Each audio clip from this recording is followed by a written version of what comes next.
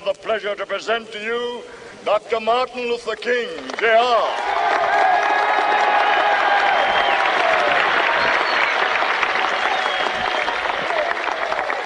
I am happy to join with you today in what will go down in history as the greatest demonstration for freedom in the history of our nation.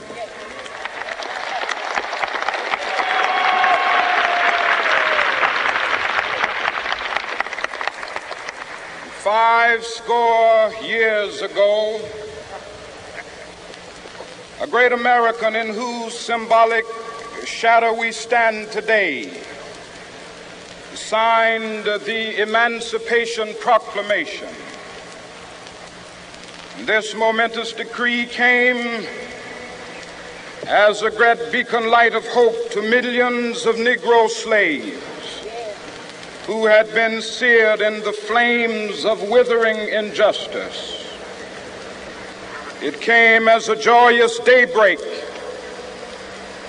to end the long night of their captivity. But 100 years later, the Negro still is not free. 100 years later, the life of the Negro is still sadly crippled by the manacles of segregation and the chains of discrimination. 100 years later, the Negro lives on a lonely island of poverty. I have a dream that one day this nation will rise up and live out the true meaning of its creed.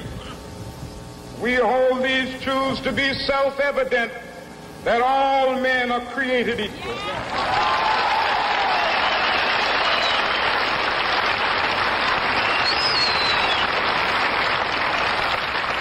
I have a dream that one day on the red hills of Georgia, sons of former slaves and the sons of former slave owners will they be able to sit down together at the table of brotherhood. I have a dream that one day, even the state of Mississippi, a state sweltering with the heat of injustice, sweltering with the heat of oppression, will be transformed into an oasis of freedom and justice. I have a dream. My poor little children will one day live in a nation where they will not be judged by the color of their skin, but by the content of their character. I have a dream today.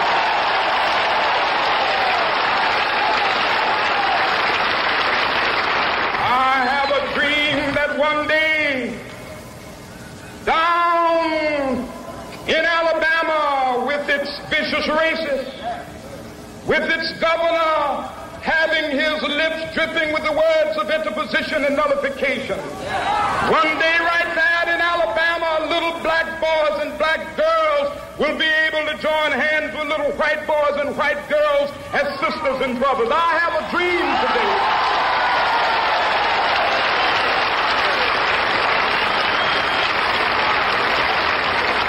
I have a dream that one day every valley shall be exalted, and every hill and mountain shall be made low. The rough places will be made plain, and the crooked places will be made straight, and the glory of the Lord shall be revealed, and all flesh shall see it together. This is our hope. This is the faith that I go back to the South with. With this faith, we will be able to hew out of the mountain of despair a stone of hope. With this faith, we will be able to transform the jangling discords of our nation into a beautiful symphony of brotherhood. With this faith, we will be able to work together, to pray together, to struggle together, to go to jail together, to stand up for freedom together, knowing that we will be free one day.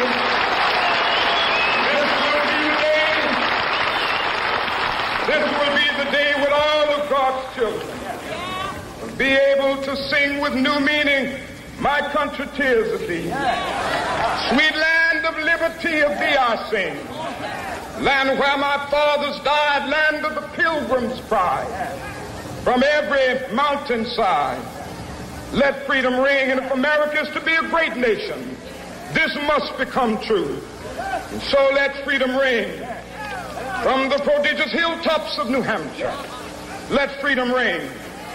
From the mighty mountains of New York, let freedom ring. From the heightening Alleghenies of Pennsylvania, let freedom ring. From the snow-capped Rockies of Colorado, let freedom ring. From the curvaceous slopes of California. But not only that, let freedom ring from Stone Mountain of Georgia. Let freedom ring from Lookout Mountain of Tennessee. Let freedom ring from every hill and molehill of Mississippi, from every mountainside. Let freedom ring, and when we capital, when we allow freedom ring, when we let it ring from every village and every hamlet, from every state and every city, we will be able to speed up that day when all of God's children, black men and white men, Jews and Gentiles, Protestants and Catholics, will be able to join hands and sing in the words of the old Negro spiritual, free at last, free at last, thank God Almighty, we are free at last. Welcome, welcome to this special edition of the Ella Johnson Show. It's Real Talk TV, where we can actually be on TV and talk real. Now, if you're feeling a little anxious about the state of America, you're not alone. If you're still wondering how a mob of pro-Trump supporters took over the Capitol, you're not alone. Federal officials have warned us of potential violence at all 50 state capitals. And I want you guys to remember something right now. 20,000 U.S. troops are at the D.C. Capitol. Do you realize that that's more than the number of troops that are in Afghanistan and Iraq combined? That's where we are. But listen, it's Martin Luther King Day, and it's time for us. It's time for us to recommit and reset. But the question on the table is, where do we go from here? Now, those of you that are watching from Facebook, I want you to do me a favor right now. Share the broadcast. Share it to everyone you know, because this is very important. It's time for us to really talk about the issues so we can move forward now that we're about to have a new president. If you're watching on YouTube, just subscribe to the channel. I would greatly, greatly appreciate that. I have some wonderful people that are going to join me tonight. But if you are just tuning in to the Ella Johnson Show, this is a special edition of the Ella Johnson Show. It's Martin Luther King Day. And today we're going to recommit and reset, but we're still going to talk about the issues. Now, joining me, my first guest is Kim Abney. Kim Abney is visiting us today from Atlanta, Georgia. He's a tech executive at a Fortune 500 company. And Kim spends his days working with bank executives and technical leaders, you know, making a difference in the world. I love it. He's a family man. He's from my hometown, Monroeville. Of course, he's my friend, my brother, Kim Abney. Welcome to the Ella Johnson Show. Glad to be here, Ella. Thank you for inviting me. And I'm so glad. You look great. I'm so glad that you're feeling better. Oh, I'm feeling fantastic. God has been great. He healed me. Yes, he did. Hallelujah. Well, we have another guest that's joining us, and her name is Dr. Claudette Owens. She's from Decatur, Alabama. She's a retired aerospace engineer, and maybe she'll tell us what that is, because, you know, it sounds very, very important. But she's an aerospace engineer, and she is incredible. She's an author. She's a minister. She's a musician and a motivational speaker. Yes. Welcome to the show, Dr. Claudette Owens. Thank you. I'm happy to be here. I'm excited about the time we'll share together this afternoon. Yeah, we're going to have a great time. Well, guys, those of you that are watching, we have another guest that's joining us, and he is returning. This is boy Nikolaus, and he was with us last week, but he was having a lot of technical difficulty. Now, he's from Orlando, and he's a political activist who really, supports the conservative views. And he's going to share a little bit of that with us today because, on this show, we believe in, sharing all views, not just one. So welcome to the show again, boy. Good evening, Ella. Happy Martin Luther King Day. Good evening, Kim Abney. Good evening, Dr. Claudette. It's a pleasure to be here with you tonight. I'm not just a political activist. I'm also a political consultant, and I do both party, Republican and Democrat at the same time. But I'm still going to be a Trump supporter all the way, and I'm returning for Trump 2024. Okay, well, you said that was a mouthful, wasn't it? Well, welcome to the show, boy. We welcome you here to the Ella Johnson Show. All right, guys, we're gonna dig right in. We're gonna start talking about right now everything that's still on everybody's mind. I know we're resetting, we're recommitting, and we're doing all of that, but we have to go back because last week, 2 weeks ago, the nation was shocked when we watched thousands of Trump supporters, the police, break into the Capitol. And you guys know what happened after that. I want to know from each one of you, because I started last week's broadcast with this, but I want to know from you guys, what was your reaction to that? And we're going to start with you, Kim. Oh, starting with me. I was thinking you were going to start with Claudette. Yeah. So my perspective on the whole thing is, I don't know how Americans, right, that live in this world, that cast their vote, right? And then the president of the United States legally lost the popular vote and also lost the electoral vote, right? I understand that there can be faults in our voting process, and it's his right to take it through the legal procedures to challenge those votes. He did that. He did that 61 times, and he actually lost 61 times. So for a group of activists, rioters is what I would call them, and from what the end result were, they were American terrorists is what they were, right? I don't understand from a lie that you think you won and you can brainwash millions of Americans to follow you and then go and do an insurrection on our Capitol. I think that is treasonous, for one. And I think they should be prosecuted at the highest degree of the law. That's my perspective. Okay. Dr. Claudette? I was very disappointed. I am a retiree. I'm a federal civilian. I'm a retiree. So I pretty much know how the government should work. I have followed that process for all of my life. I was very disappointed that we followed a process that's been constitutionally sound for years, including our voting process. I think that there was some bit of manipulation, that's that lack of a better word, that was begun with the voting process even before the first vote was ever cast some months ago, 18 months or so ago, because it was said in multiple rallies that if I win, good. If I don't, it had to be rigged. And I think that set in some people's mind, and we have to be careful about our messaging because people hear things differently. And as Kim said, it went through all the processes issue. I was all for that because I believe that people should exercise their rights to the fullest. But if you do, none of us have a right to go and want to change the outset of a vote that I work hard too. I pay tax. I continue to pay taxes on my retirement, on my business that I have now. I do the same thing everyone else does.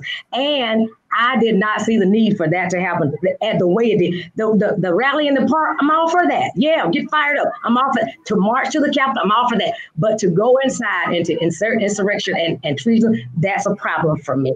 And I think they should be prosecuted.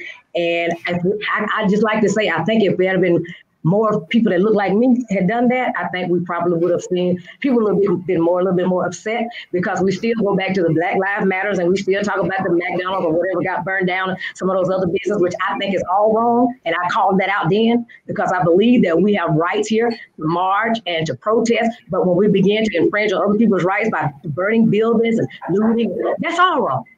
And last Wednesday was just wrong. Okay, and boy. I felt the same way they felt 2016, but I didn't go to the Capitol. I didn't do it. I did what I was supposed to do. I got people motivated to vote in 2020, and that's what we did, and we exercised it that way. That's right. That's a very good point. I like that. Boy, what did you feel about what happened at the Capitol? The only part I was disappointed of is the fact that the session was interrupted. But you have to understand, 75 million of us who voted for Donald Trump, about 18% of the black vote, the highest, the first president who ever have the highest black vote in America.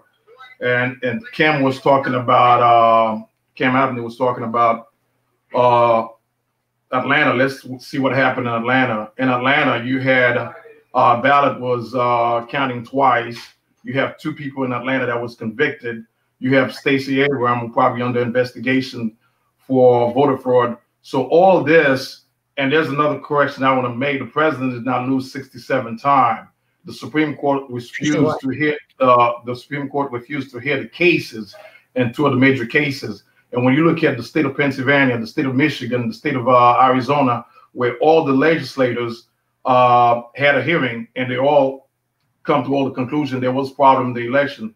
So when we put all this together, and let me quote Lindsey Graham yesterday, we're going to put this behind us, but you cannot have one party have a monopoly on cheating in an election. You cannot have one party who dominated the violence for 8 months in America, who destroyed, caused about $8 billion. Where was the outrage? Where was the outrage then? So to me, I think there's a lot of hypocrisy, extremely hypocrisy on the Democratic side, on the left, on the radical left. So yes, it was not supposed to happen like that, but where was all the condemnation for 8 months to me? So, boy, I commend you. You rattled off more evidence than the president was able to bring to court. I think the 61 cases that was brought before the different courts across the country were all thrown out because the president and his attorneys couldn't provide or come up with any evidence.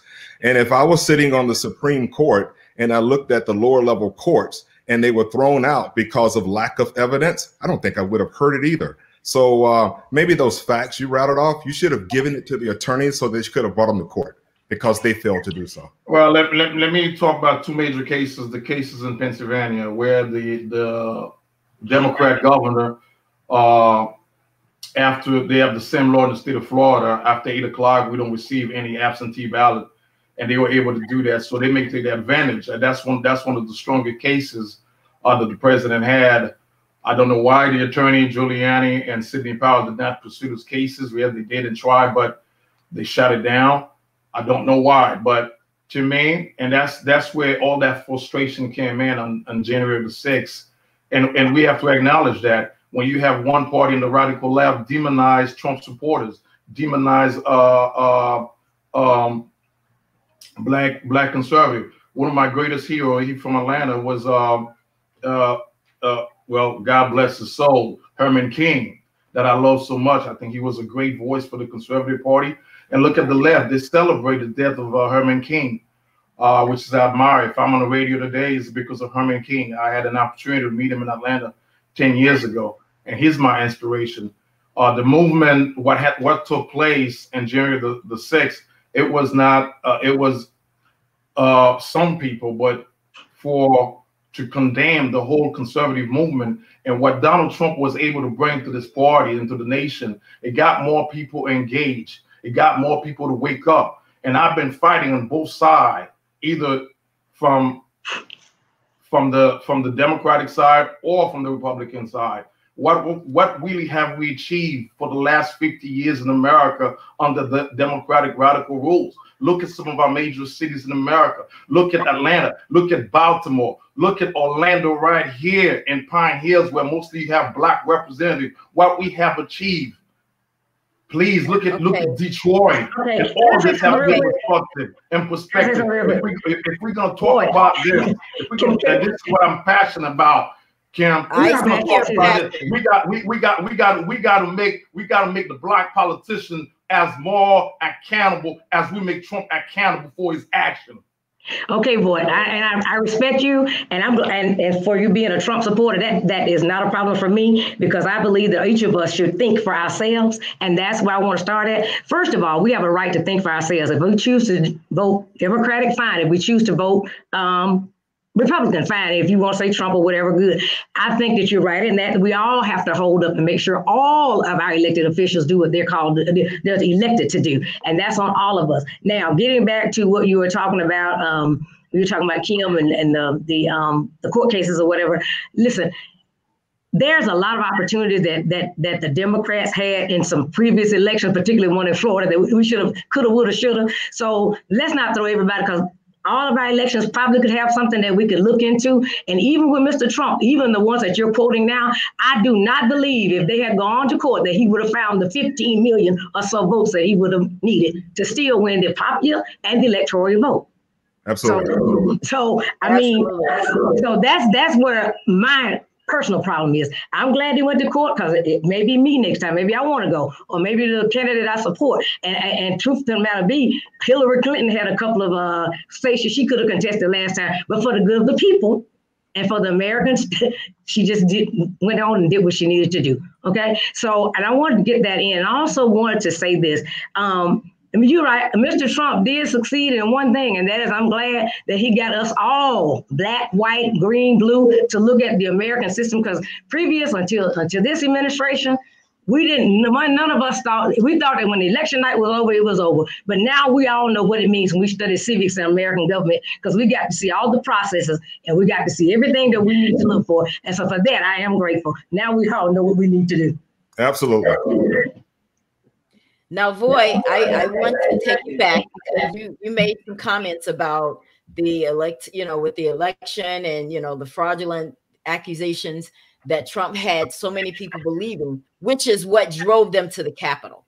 And him being at that rally and talking and inciting this mob to go to the Capitol, because he did tell them to go to the Capitol. Even you admitted that last week when we talked about this. But he had a totally different agenda, and they were hyped up because they were upset because of the lies that he had told.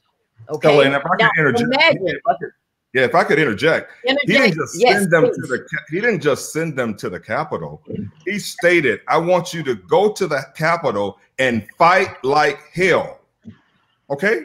Okay. And if you saw the accounts that were recently released by the New York Times over the weekend and the video footage, what they did in that Capitol is treasonous itself, right? Taking personal property. Someone stole Nancy Pelosi's PC. It's no telling what type of sensitive data that was on that machine. And then we're hearing today that the person that actually stole the computer tried to sell it to Russia. And you are patriots of America, right? I don't see how that can be very patriotic if you want to take the highest ranking person in the Democratic Party who happens to have top secrets on the United States, and you would steal her personal property and then put it up for bid for Russia to compete against the United States. I don't call that a patriot. I call that a treasonous. Right. I need you to respond to that. What do you feel about that when you hear that? Okay, first of all, to Kim, this is not the first time any government official, any either state representative or any senators urge people to go to the state capitol. It's not treason. According to Alan Dershowitz, that's not a treason. So he was in the interview, and I spent time to listen to him. So I could cite you so many other elected officials who encourage their protesters to go to the state capitol. First of all, Maxine Waters, who we had one last year, who say harass Trump attorney, go to the state capitol, go do wherever they're at to harass them. So to me, this is another thing, the hypocrisy that we are engaging in. Yes, it was certain group, a percentage of people that's actually act up, but that's not represent the whole view of the Trump movement. That's not represent the whole conservative party. That's not represent the whole Republican Party. And to the other point that you're making, Ella, it was not Trump who stated certain things. The state of Georgia had a hearing in the election. They find a lot of problems. The state of Michigan had a hearing in the election. They found a lot of problems. The state of Pennsylvania had a listen to some of the. If you go back, and I think it was 3 weeks or 2 weeks ago, each of the state had their representative come with serious evidence. So when you had truck of mail-in, and this is how the Democrat was so clever to steal this election, with the mail-in voting ballot, where they had dead people voting, where they had unregistered underage voting. So yes, it happened. And also, let me point out, a state representative and the state of Dallas got convicted, who was the director for Joe Biden. So there's plenty of evidence. And Joe Biden, with his own mouth, 2 weeks before the election, said, me and Barack, this is the only thing that Joe Biden was saying it was true. Me and Barack, we put out the most fraudulent election in U.S. history. And that's exactly what happened. If the Supreme Court just would have heard that case, bring Joe Biden in to testify, say, what do you mean when you stated that 2 weeks before the election? And Stacey Abrams, she did a good job. I give her problem. But guess what? And Republican got to wake up. If Republican want to win election, we got to fight dirty as the Democrat did in this election. Okay, boy. Sir, can I say something, please? I want to get passionate just as you are. I am sick and tired of this argument being brought forth, and you can say this, but your own Republican governors, secretaries of state, and commissioners said they found not enough evidence to overturn anything. That was the legal consensus, like it or not, legal, and that's what we got to go legal. Okay? Yeah, so when it's determined legal, it is not stolen. That's the way you may feel about it, and I respect that, because I feel like a lot of things have been stolen from me as an African American and as a Democrat. I guess I'm pretty much more independent, but I understand your passion, but I want y'all to stop singing this song when it has been proven legally. What I'd like to see you do is get, like you say, get yourself together in 2024, put a creditable candidate up, and let's fight it out again at the voting booth, because those people were legal. I got some data here. Last time, if these people, these were registered Democratic voters, registered, they decided to stay at home. If they had not stayed at home, Mr. Trump wouldn't have got it in 2016. In Philadelphia, 800 and some thousand. In New York, 647,000. In other places, this level of people, these thousands, had they voted then, he wouldn't have got it. So it wasn't about illegal votes. What they're calling illegal is people that look like me. I have the legal right to vote, because I didn't vote Republican, then it's stated it was illegal. Absolutely. If I could interject. Go ahead, Kim. Go ahead. Yeah, 2 points there, right? I agree with you 100%, Claudette. And, you know, in America, as an African American, we're so often treated unfairly in the legal system, right? When that verdict is cast, we don't get a chance to go and pounce and destroy and get upset and just cause a ruckus, right? We have to take our loss, we have to tuck our tails, and we move forward, right? We have the right to take it up the courts. And I think that same due process was followed by the president, and he lost, right? And as Americans, we have to take that loss and move forward. Another thing, when I hear, and I was so happy to hear one of the senators basically step forth and apologize. He was a Republican senator. And he says, if I had known that the votes that we wanted to disqualify were from the majority of African Americans, he says, I apologize for that. I didn't realize that there was a racist tone to this whole steal the vote, or whatever they call it, right? And that's what Trump sees, right? He is an irrational person that really needs to go into a mental institution, because when he looks at the votes, he thinks that the votes, if he wins the white vote, that is the majority, and that's all he cares about. He didn't realize that Black people actually had a voice, but we exercised it on the 3rd of November, and the results have been proven and certified on the 6th, and we have elected the president that we've chosen. If you are a Republican and a Trump supporter and you're not happy with that, that's not the voters' problem. Mr. Kim, with all due respect, in your home state of Georgia, 3 million vote was not could not verify signature. Okay, so you could go ahead and check the data. And Kim, we're still debating over evidence. We're not attorneys. We're not in a court of law. Your evidence. Give me a chance. Give me a chance. I don't know why we're still debating that. I sit down and listen to you. It was a reference that Claudette has made. So if that's the case, now this is the way we're gonna run an election. Now, failure in America. So we're gonna play the same game too. Okay, so it is okay. Hold on a second. I listened to you, Claudette. Hold on a second. If it's okay to have mail-in ballot, to have provision ballot without verification, it is okay to have illegal immigrant to vote in the state of Georgia without ID. It is okay to have underage that came from out of your state of Georgia. It is okay to have that. Well, that's the way it is in America. The only problem that the left have is voter ID.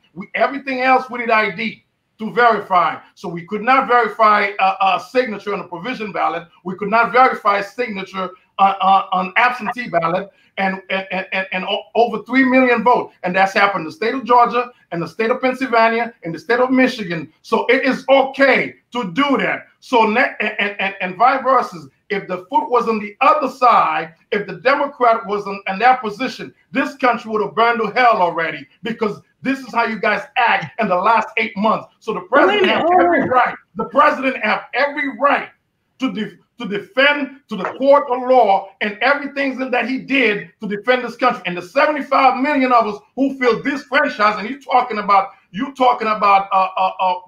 president don't care about the black vote. In 2016, I was the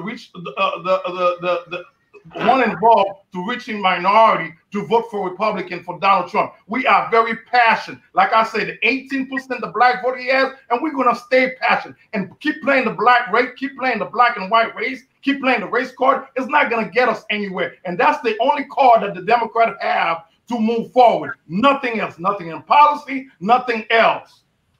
Sir, I'd like to address, I have a lot of policy. I told you I worked for the government for 30-something years, 34 almost. As you said, I listen to you. Now listen to me. Listen. First of all, let me share with you. You keep bringing up the fact of these unsubstantiated votes. Right before we had an election, each state went through the process that they use to count their votes, to count them certified, legal, and all those things. Each state, okay? There were all kinds of court cases prior to that, all the way up to the Supreme Court. They sent it back. They got it settled. Everybody knew what they were supposed to do. Nobody had a problem with this until Mr. Trump lost. If Mr. Trump had won, he still wouldn't have had a problem, okay? You say that if the shoe had been on the other foot, that I guess we'd have burned everything down. Well, first of all, I'm offended by that because that's not my nature, and I wouldn't have done that as a leader. Now, second, excuse me, let me finish. Everything is, the shoe was on our foot since 2016, and if we didn't burn anything, and if we only burned it for 8 months, oh well, and we didn't burn everything down. And as I said, we did condemn that. We condemned, several of us went on Facebook and everything else, even our churches all over our local community, and we condemned the rioting and the burning. It most certainly was condemned by Democrats. Now, yes, the black-white thing that you keep saying that that's all we have, maybe it's not your experience, and I welcome and I'm happy for you for that. But some of us have a different experience from you. And it is not because we're Democrat. It's not because anybody is putting it in our mind. It's because that is our experience. I just went in the store last week looking for my groceries with my money. And a lady grabbed her purse as if I wanted it. I started to write her a check because I didn't need money. And that's just one of the things. I have a son that was walking on his college campus, and they said he looked like someone that had done something. When they found the gentleman, the only thing they had in common was braids. Not the same height, not the skin texture, not anything.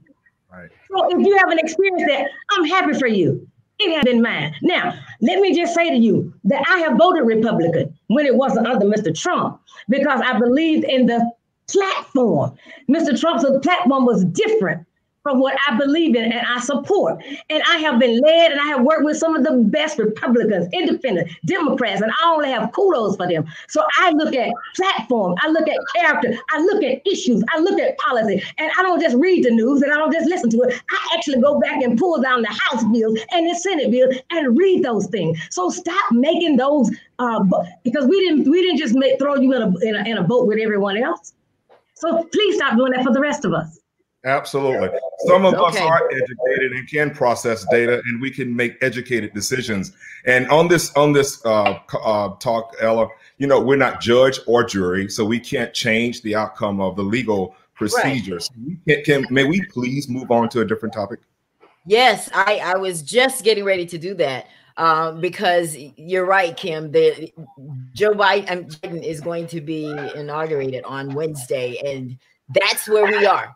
So, but boy, I want to ask you a question because one thing I do want to go back to from the rally when Alabama Senator, and I want you to comment on this too, Claudette, since you're from Alabama. He said, and this is the type of rhetoric that was used, and then we're going to move on. He said, today is the day American patriots start taking down names and kicking ass. Today is a time of choosing, and tomorrow is a time of fighting. This is the type of rhetoric that used that got people hyped up and sent to the Capitol. Now, before we move on, I want to ask you, Voy, one simple question, and you, Claudette, what you feel about the Alabama senator saying that. Should anyone involved in getting people to that Capitol, causing this riot, should they be held accountable? Yes or no, Voy? No. Why? Once again, let me say it again. Did anyone was condemned 8 months ago for inciting it? Right. I'm talking about, this is what you always do. That's not what we're going to do tonight. We're going to stay on the subject. I'm talking about the Capitol. I just don't like the double standard. I don't like the double standard. That's the double standard. I mean, he could have said, listen, let's get back so we could refocus. But they didn't. All right. I don't think any of the senators on the Republican side knew this was going to happen. Okay, well, let me ask you this question then, because there are reports where Ali Alexander, who is the one that created this Stop the Steal movement, he worked with 3 GOP congressmen to put all this and put it underway, get it going, and get this insurrection in place. Have you read that report? They're under investigation, 3 of them. One being Mo Brooks from Alabama, one being Paul Gosar and Andy Biggs. Now, have you heard that, Voy? Yes, and have you heard too that Leader Pelosi was also informed, Mitch McConnell was also informed, Chuck Schumer was also informed, and they declined any extra security. Have you been informed about that too? Have you been informed? You have not been informed of that either, because we proved that was false last week. So we're gonna move. We're gonna move to something else. Claudette, answer me a question here about. Hold on a second. The chief of Capitol Police testified on a briefing on that, and you said that was false. That's not been a case on this. No, I mean the chief of Capitol Police who actually resigned he briefed all the leaders on that, and you said that was false.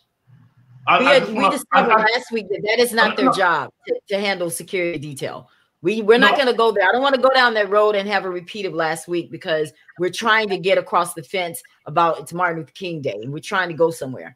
So I just want to know from you, if they were found guilty, if they were found to have done this, then you're okay if they're punished, correct? Because that's what you guys stand on, morals and values. So they did this and people died as a result. They should be punished, correct, Voy? No, I don't think they should. I don't think they should. We're definitely not going to read tonight, man. Yeah, what about law and order? Yeah, law and order, President. What's up with that? Where did all that go? What happened to law and order? Yeah. What happened to law and order before that? Wow. Go ahead. Yeah, you have a problem. All right, boy. Let's talk about this. Trump was impeached because of it, and this is what's so awesome. Impeachment is political. 10 House Republicans joined the Democrats to impeach Donald Trump for the second time. How do you feel about that, Kim? Claudette had the next question, Ella. And Claudette, go ahead. I'm sorry. Well, first of all, let me step back. 8 months ago, I sat and I watched a man murdered in front of my eyes. And there's no excuse for it. You can't say he just didn't know the man's neck was up under him. You can't. I mean, you can say what you want. So that was a lot of anger. Even with all that, I still don't condone the burning. So I'm trying to figure out why we're comparing some rhetoric, political rhetoric that had already been proven in the courts to not be substantiated to a murderous act. And then we want to keep going back there. With that said, if my senator from Alabama had planned this, he had a part in the plan, then I think, yes, if he faces legal actions, I'm not gonna be mad about that. Now, just listening at his tone of voice and what he said to kick ass and take names or something like that. Yeah, that's what he said. I was very appalled as his constituent because I'm his constituent in the congressional district. And so I was appalled by that because I didn't like it as he represents me.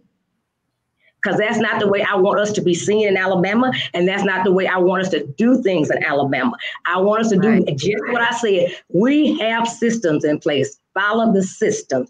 Legally, whatever. Even if you want to have a rally, even if you want to march, whatever, that's fine. Even if you go home and throw everything out the door and cuss fight, whatever, that's fine. But don't do what happened at the Capitol, and don't burn down buildings. What happened 8 months ago? That's my position. Okay. And if they want to take him out of his Senate seat and want me to run against him or somebody, I'm okay with that too. Yeah, but I also have to echo my cousin Tamika. I have to echo my cousin Tamika. If there was any burning down by Black people during the Black Lives Matter march, we learned it from the Republicans. Remember they burned down Boston during the Boston Tea Party? We learned that, right? That's how they overtook this government. They burned Boston to the ground.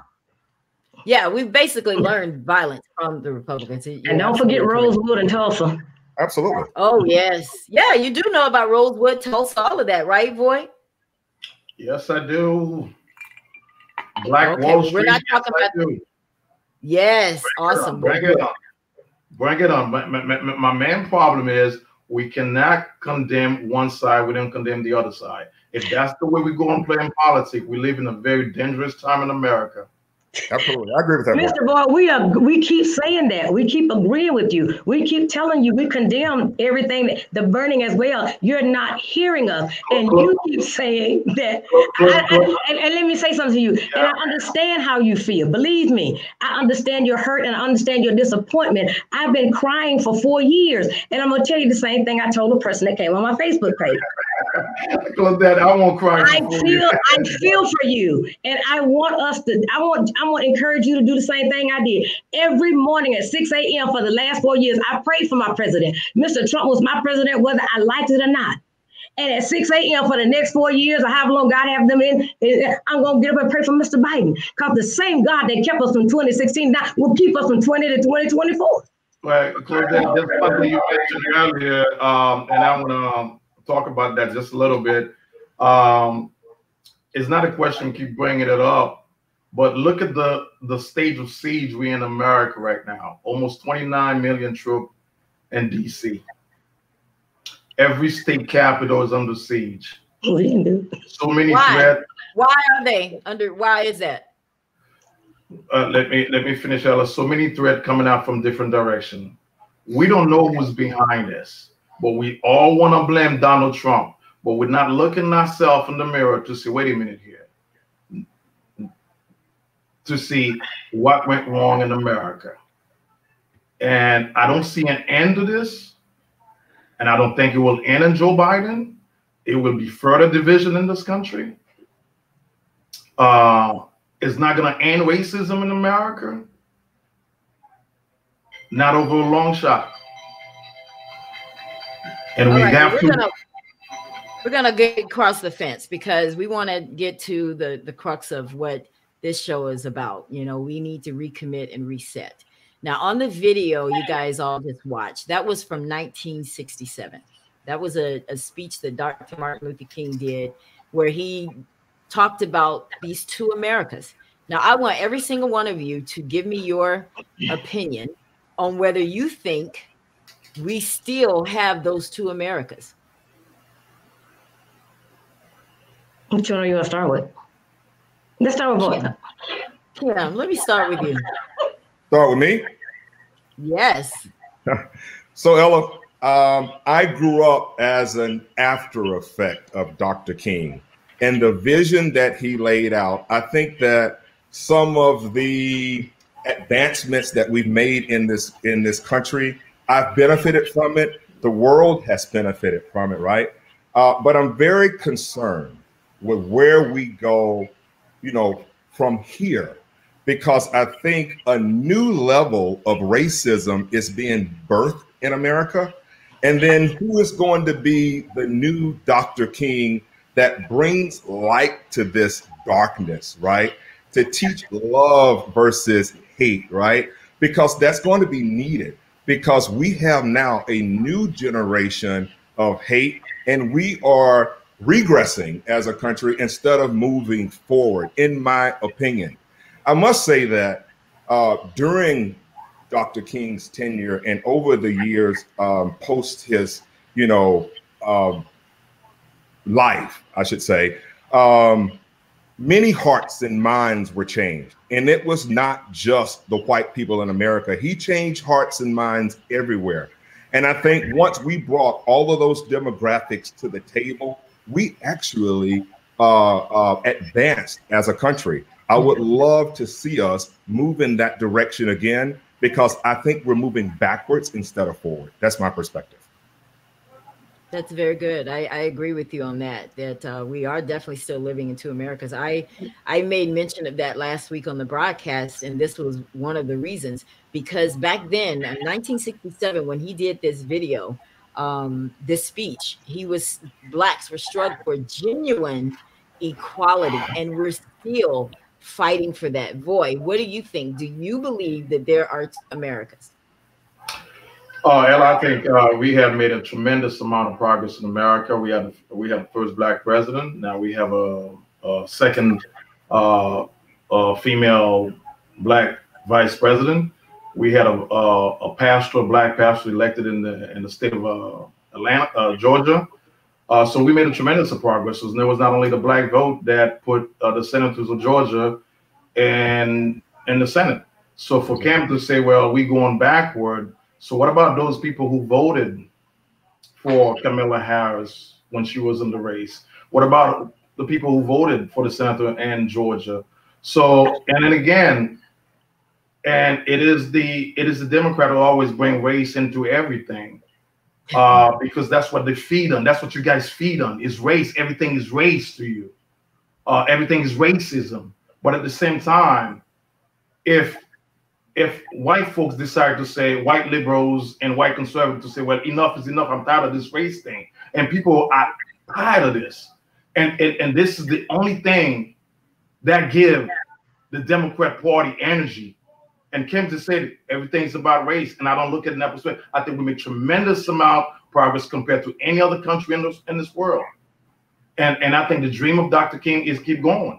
But we have to bypass this race. And when we look at certain policy from the other side of it, where has not been great progress. I'm sorry to say it, but the only thing that keeps feeding it is race. May I respond to that, Ella, please? Yes, please. Yeah. So I didn't make a statement. My statement was about the social environment in America, not on the election, right? I wasn't making a statement on our election. I would agree with Boy 100% that it was Republicans that crossed the line. I also come from a very, diverse group of friends, and I consider them family, right? So I know that we are making some progress. I have white people sitting at my dinner table, Indian friends sitting at my dinner table. It's not just black people, right? And as an executive, I lead a diverse group of executives across, the company that I work for. So nothing that I say is from a racist or a black point of view. But in this country, I am paying attention to what's happening. I know that at my corporation that there are signatures or flyers that are laying around to rejoin the KKK, rebirth the supremacist organization, right? So much so that the executive, my CEO, had to make a statement. We are not going in this direction, and this will not be tolerated at this corporation. So I commend him for that, right? But I think that we must all come together. But I'm seeing where there is a ugly head that's arising, and we must cut it off pretty quickly here, or we're going to go back. Let me say, I agree that we have made great strides, and I'm kind of like Kim. I've got I have great friends from every nation there is in the world, probably, and I'm so grateful for that. And they're true friends, and I have a diverse background in my family. So, you know, everything is not about race, but I definitely think that we have an undercurrent here in America that has always persisted, and there is a belief that there's a specific culture that is supposed to be dominant. And there has been a teaching or some ideology, I should say, that says that this country has a certain culture it is supposed to maintain. And if America is anything, I hate when we say that America is a melting pot, because as a scientist, that means that when something is melted, the properties change.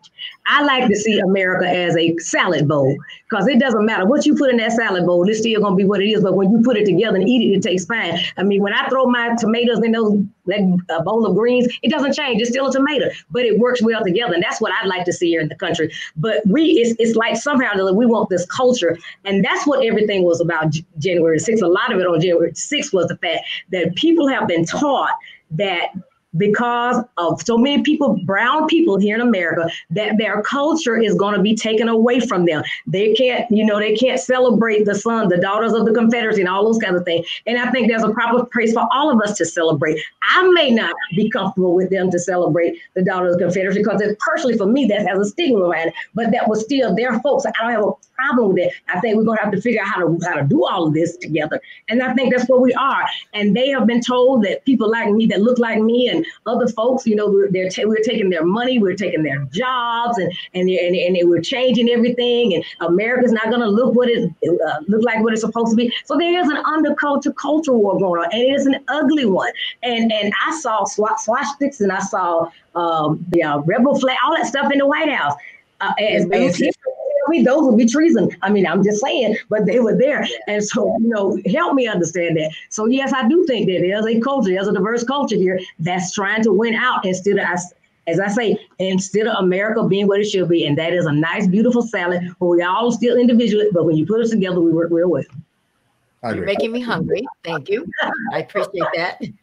But listen, let me ask you guys a question, because, one thing about in our community, the Black community, we have always, the church has always been the cornerstone for us. We went to get together and be people that were like-minded.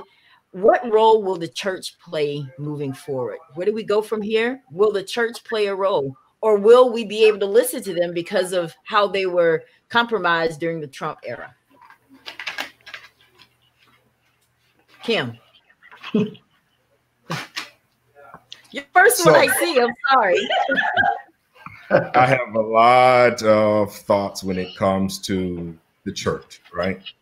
A lot of us as African Americans had embraced church in a different way as we got a bit older, right? Some of us decided that we wanted to worship in multicultural environments, and then we started embracing this evangelicals, this non-denominational type of a spirit, right? And it felt good for a long time, right? That to me now has taken a different turn, right? Or I guess a lot of us African Americans that tried to embrace that didn't understand that that conservative undertone was stronger than the religion that was being delivered from the pulpit, right? And I think after Trump started running for office, that really turned ugly, because that support for some of the hatred views of Trump became very strong. We saw it in our communities. These were our neighbors. We went to church with them. We worshiped with them. Hearts were broken, right? Yeah. So now I think it's a new dynamic within America where people still have their true undercurrent for their religion. Their soul is there. They need healing. They're looking for a church that satisfies that and build them up spiritually, right? So I think it's almost like a rebirth of religion, because we're trying to identify with a group of people that feel like us. And I think the church has an opportunity to embrace these lost souls and really get at the work that Jesus wanted us to do, right? Save souls, because there are a lot of hurt souls out there. And I commend churches who are doing that, but I think churches have to do that in a bigger way in the future. Yeah, because I was looking at a report today. There was an article, I think it was USA Today, where the evangelicals are now kind of feeling a little regret to how they put themselves out there with Trump. Now, Voy, what do you feel about that? Do you feel that that the church has some work to do, or can they, or where's the respect? What do you feel? I think the church become too political. And for those, especially, I could name a few pastors who support Donald Trump, some of the members left the church. So to me, what is this sign? And you also, and right here in Orlando, Kevin Kovaris, who also was a Trump supporter, he had a lot of hate mail, a lot of hater in Orlando. He's a good friend, Bishop Kovaris, and I talk to him on a regular basis. Yes. And I talk to him on a regular basis. So we reached that threshold, and this is like, and majority of his church is a lot of Black members. So I think we need to reevaluate ourselves, re-educate ourselves to separate politics from the churches. And if we could do that, we could move forward. Another point that Kim said earlier about moving forward in society, Joe Biden was the most segregated senators in the Senate, who also gave us the 1994 crime bill. I don't see how we're going to move forward with Joe Biden. Well, for one, you will have to move forward with Joe Biden, because he will be inaugurated. Well, like I said, you judge a 70-year-old man. I could judge somebody by the past of his record. And for the Black community, Joe Biden his record has not been great. But that's how we're gonna move forward.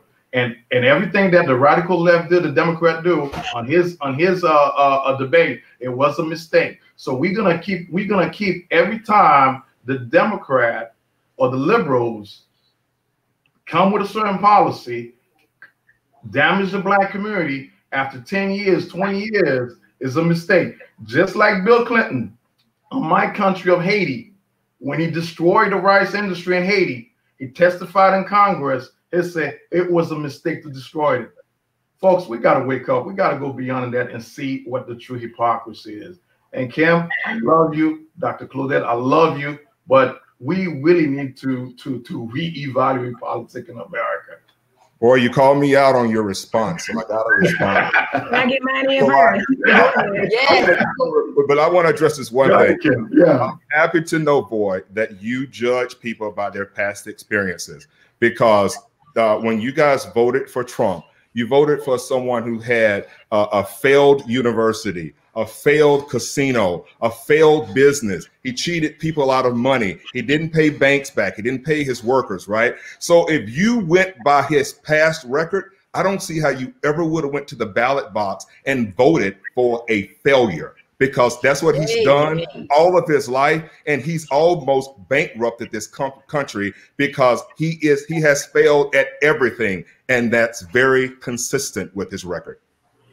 And all of our presidents, some of them have made some mistakes when it comes to our other countries and so forth. Because you remember Mr. Bush didn't get down to, and this is right in our country, didn't get down to New Orleans in time. And, Mr. Trump, we just had him over in Puerto Rico, so it's just politics, okay?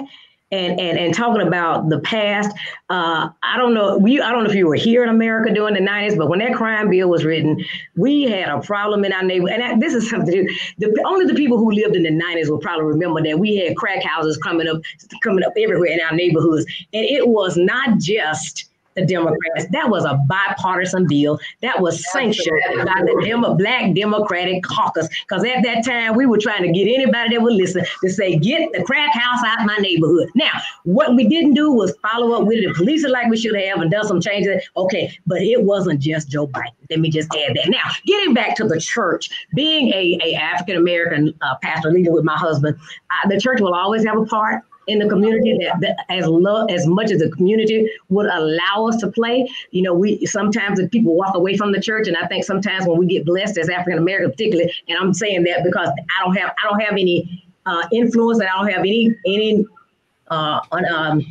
data for anyone else, but I know the Black community. I've been there a long time. So, but dealing with the Black community, sometimes we get blessed by the Lord, and then we'll begin to walk away from the church, okay? And we don't want to be bothered. We want to go do other things. But as long as we can influence the community, and the community will have us to influence them and be there to help support them and heal their souls and to lead them to Christ, we're going to be there. As far as politics, we're going to always be involved in politics, but not from telling people what to do.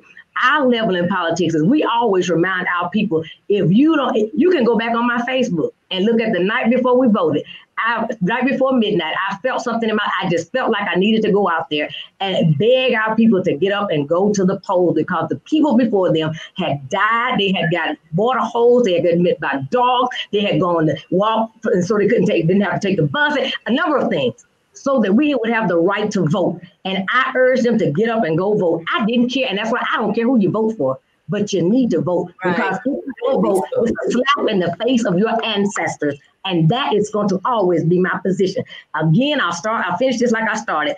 I am not going to tell anybody who to vote for and how to vote, because I don't like people telling me what to do. I reserve the right to think for myself. And if you don't like my thinking, I'm okay with that. But you're not going to tell me how to think. Understand? All right. I like that.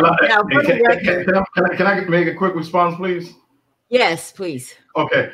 Back to Cam. You're in the business sector, my man. Every business have the right to restructure the business. In the case of Donald Trump, he was able to restructure his bankruptcy. So you know that, Chapter 11, my man. So that we're living in America. Like he said, we take the advantage of the tax code. And you look at New Jersey, where his business was at, it was not a failure. In every business, you can have some failure, you can have some success. But the man was able to build an empire of $8 billion. So that's a great success. And plus, he became the president, beat up 17 Republican.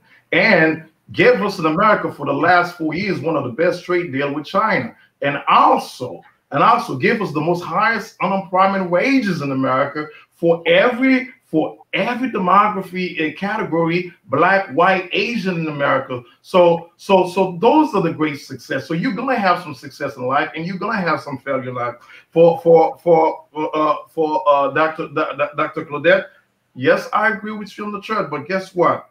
Joe Biden in 1994 again, we had majority support of the Black vote, okay, and called Black the predators, and proud.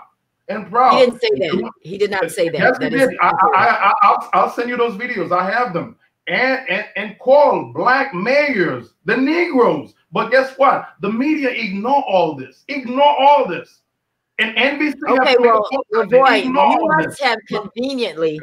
you must have conveniently forgotten how Trump was responsible for the 5 young men who did not rape the woman in Central Park, but he was one who wanted that. He wanted them to pay for that, because if something they didn't do. Central Park 5. Thank you, Kim. And you also conveniently forget how he was also responsible for a lot of the stuff that's been going on with this Trump era, why people are so upset and so unsettled. And to go back to this Kevin Colbert's thing, where you were talking about where, you know, he had this church and he was a supporter of Trump and everybody was upset. What you didn't talk about is how Kevin Colbert went to the White House. He was one of those 20 pastors that showed up to sit around and talk to Trump, where they really didn't get to talk about anything, but just say how great he was.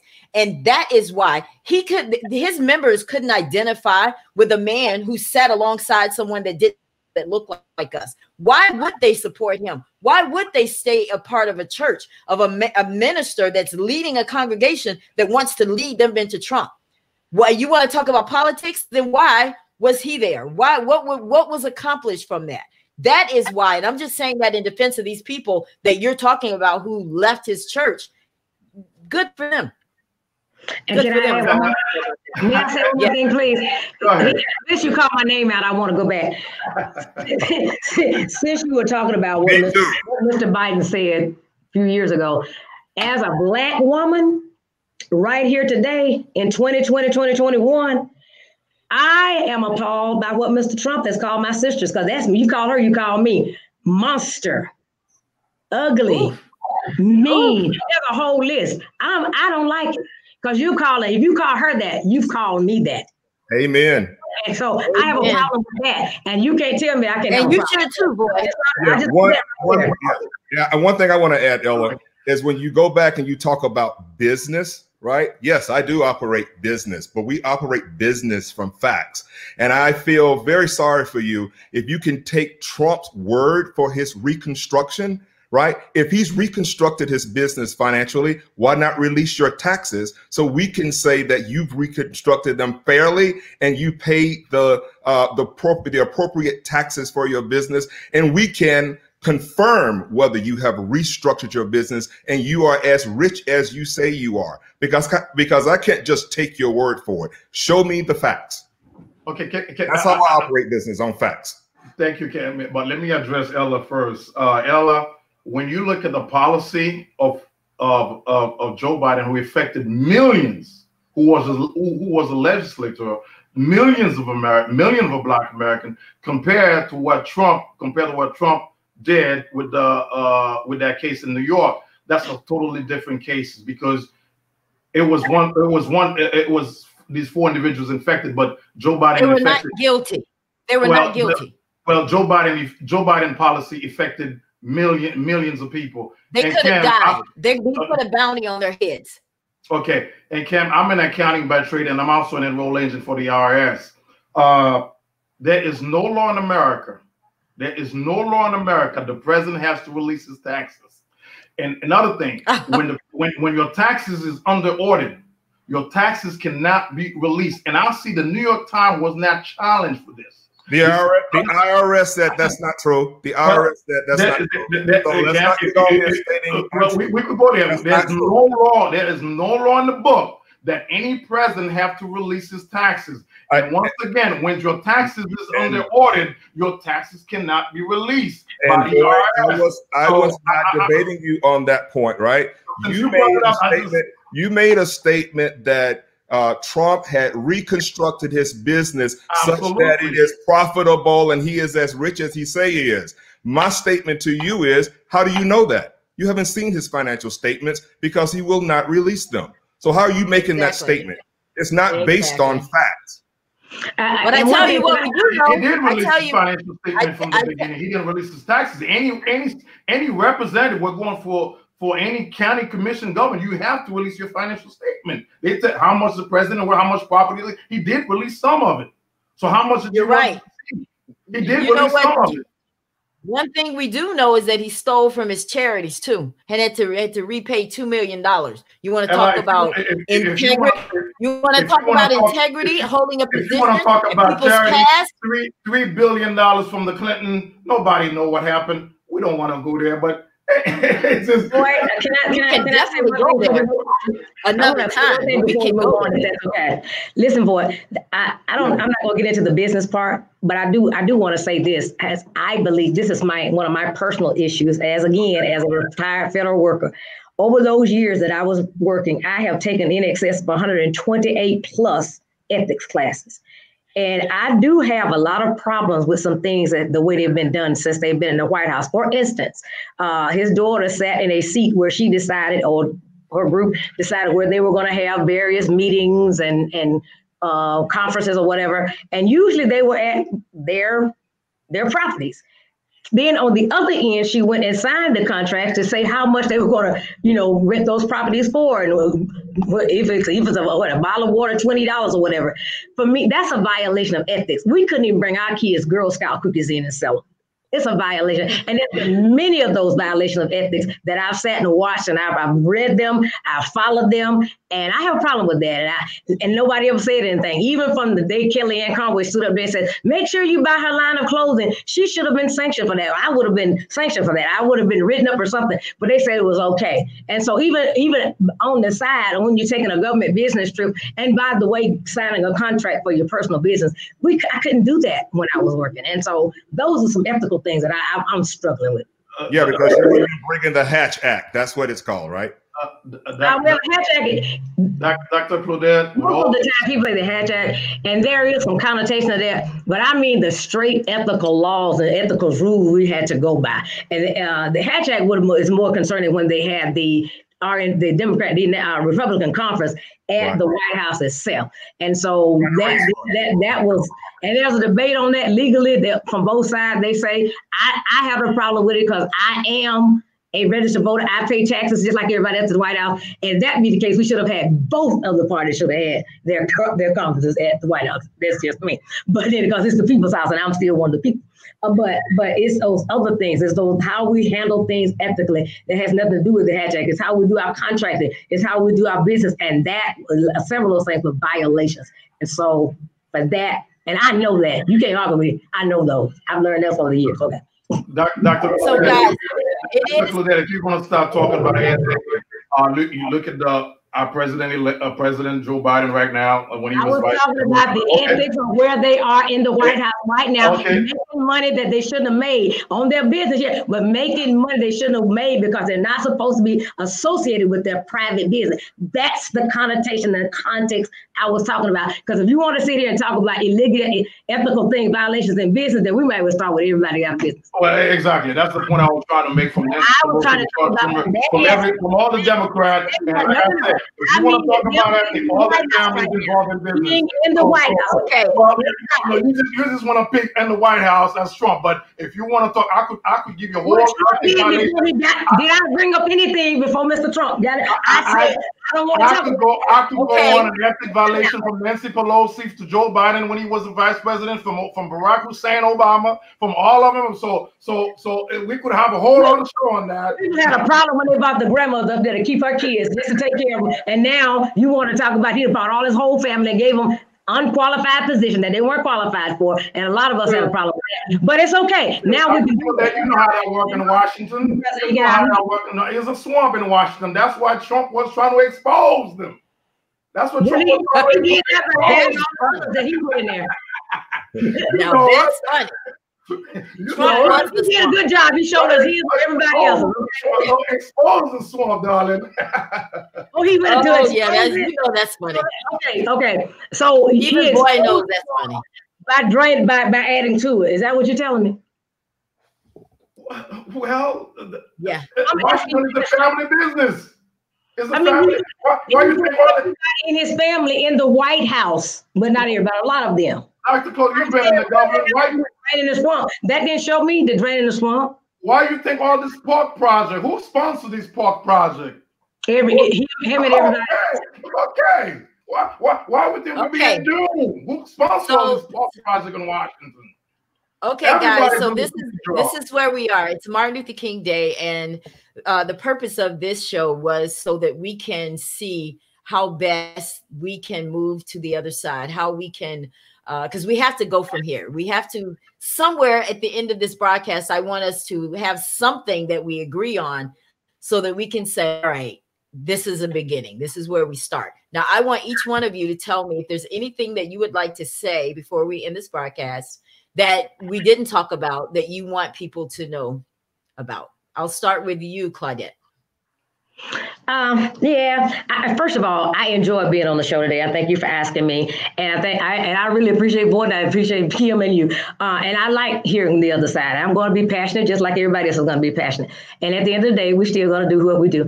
But I do want us all to learn how to sit down, and I think we've got to start somewhere with people who want to move forward. Some people, can I say something? None of us on this show, it's not us that don't want to move forward. It's not us. It's the ones that stormed the Capitol for a reason that they want to go back. That's what the problem. It's not us. It's not even though everybody that went to the rally. Some of those people never left the park, and some of those walked to the Capitol thinking that's all they were doing was marching. They didn't have any idea they were going there, but some of them did. And that undercurrent, that is what we've got to deal with before we can really move on. And I don't know how. I don't have the answer to that, except for those of us that are like-minded that want to move on. You know, we just got to keep talking. And I'm not trying to, if Boyd wants to run Mr. Trump's campaign in 2024, that's his business. I'm all for that. But I just want all of us to do it like we're supposed to do it. And we're going to all still be mad. We're all still going to be arguing. And we're all going to follow the proper procedures. We go to court. We do it. But we're not going to burn. That's what we got to stop burning. And we're not going to march and tear down and tear up and desecrate the Capitol. That's my point. That's a very good point you make, Boy. I'm giving you an opportunity now to speak your mind about what first of all, do you think that we can move forward, and how do you think we can move forward, Boy? Yes, we could move forward. First of all, let me say thank you, Ella, once again, and thank you, Cam, and thank you, Dr. Claudette. It was a pleasure having you guys. I love you guys, and this is where we should start right now. And I'm urging everybody that's listening on Facebook to share the page.